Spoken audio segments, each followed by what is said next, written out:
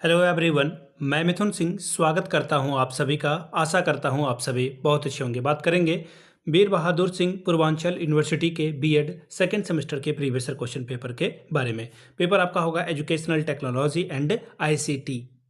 आगे देखिए, paper number ये 2 है। पेपर नंबर 1 पहले ही अपलोड कर दिया गया है और एक अलग से प्लेलिस्ट भी बना दी गई है वीर बहादुर सिंह पूर्वांचल यूनिवर्सिटी के नाम से। वहाँ पे आपको सेकेंड सेमेस्टर के सभी साल के प्रीवियस ईयर क्वेश्चन पेपर मिल जाएंगे। ये अभी फिलहाल मैं आपको 2025 का क्वेश्चन पेपर शेयर करके बता रहा हूँ। आगे बढ़े उससे पहले मैं बता दूँ, पिछले 5 साल के जितने भी प्रीवियस ईयर क्वेश्चन पेपर की पीडीएफ है, सारे पीडीएफ आपको 49 रुपये में प्रोवाइड कर दी जाएगी। दूसरी बात, 199 रुपये में आपको सजेशन प्रोवाइड कर दिया जाएगा। अब सजेशन क्या होता है? सजेशन यानी कि वेरी वेरी इंपॉर्टेंट क्वेश्चन, ऐसे सवाल जो एग्जामिनेशन में पूछे जाते हैं, आंसर के साथ आपको प्रोवाइड कर दिया जाता है। इसमें आपका देखिए जो सिलेबस हो है उसके टॉपिक के अकॉर्डिंगली जो है सब कुछ तैयार किया जाता है। दूसरी बात, आपका जो PYQ है प्रीवियस ईयर क्वेश्चन पेपर, उसको ध्यान में रखा जाता है। तीसरी बात, आपके यहाँ जो लेटेस्ट एग्जाम पैटर्न है, यानी कि हाल के जो है 1-2 सालों में जो सवाल पूछे गए इस यूनिवर्सिटी से, उसको हम लोग बहुत ज़्यादा जो है वैल्यू देते हैं, फॉलो करते हैं उसे।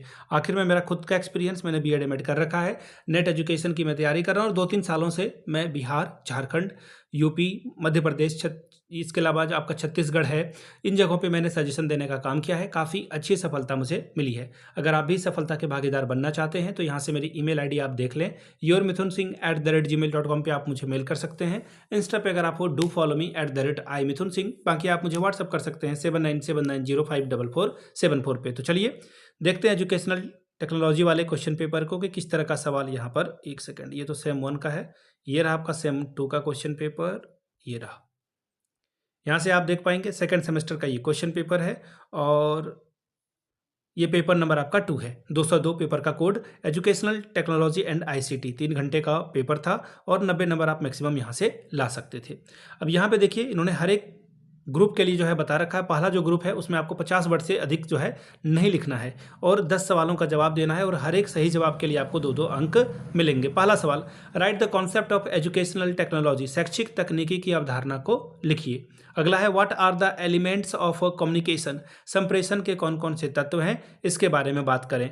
तीसरा सवाल, व्हाट इज सिस्टम अप्रोच, प्रणाली उपागम क्या है, इसके बारे में बात कीजिए।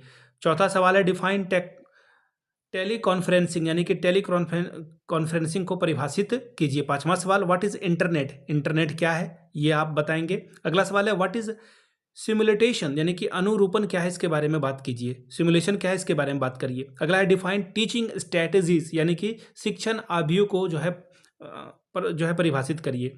अगला सवाल, व्हाट इज ई लर्निंग यानी कि ई अधिगम क्या होता है, इसके बारे में बात करिए। Question number 10, define email, email को परिभाषित करें। ईमेल का पहले आप पूरा फुल फॉर्म लिखेंगे, फिर आगे इसके बारे में बताएंगे।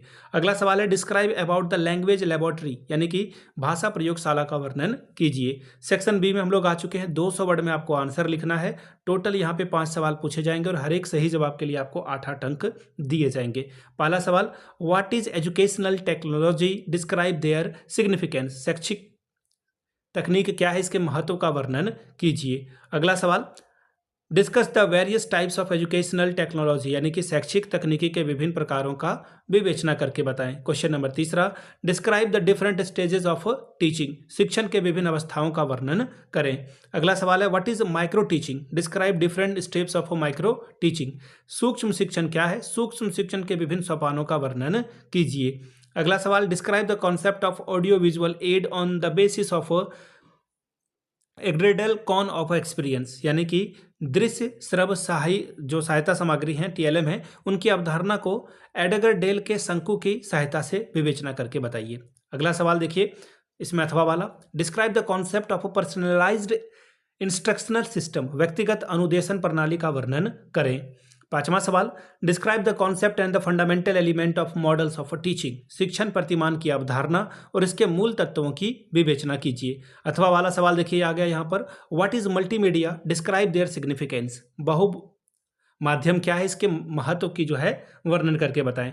अगला सवाल छठा, right the concept of ICT, describe their importance in education यानी कि सूचना संप्रेषण तकनीक की अवधारणा को लिखिए, शिक्षा में इसके महत्व का वर्णन कीजिए। अगला सवाल है, what is computer, describe the use of computers in education, computer क्या है, शिक्षा में कंप्यूटर के उपयोग का वर्णन करें।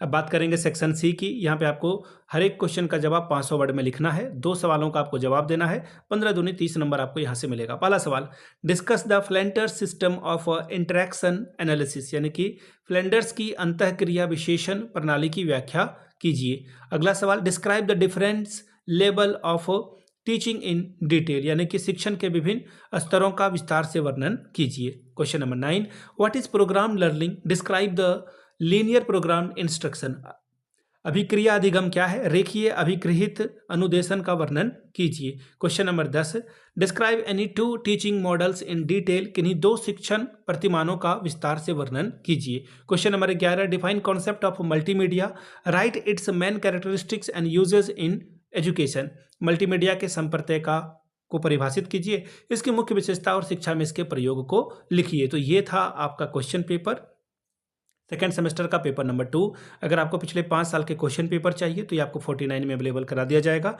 अगर आपको सजेशन चाहिए तो 199 में ये प्रोवाइड कर दिया जाएगा। यहाँ से मेरी ईमेल आईडी आप देख लें, yourmithunsingh@gmail.com पे आप मुझे मेल कर सकते हैं। इंस्टा पे अगर आप हो, डू फॉलो मी @imithunsingh, बाकी आप मुझे व्हाट्सअप कर सकते हैं 7979054474 पे। वीडियो को आपने यहाँ तक देखा, प्यार दिया इसके लिए आप सभी का बहुत बहुत शुक्रिया। Have a good day.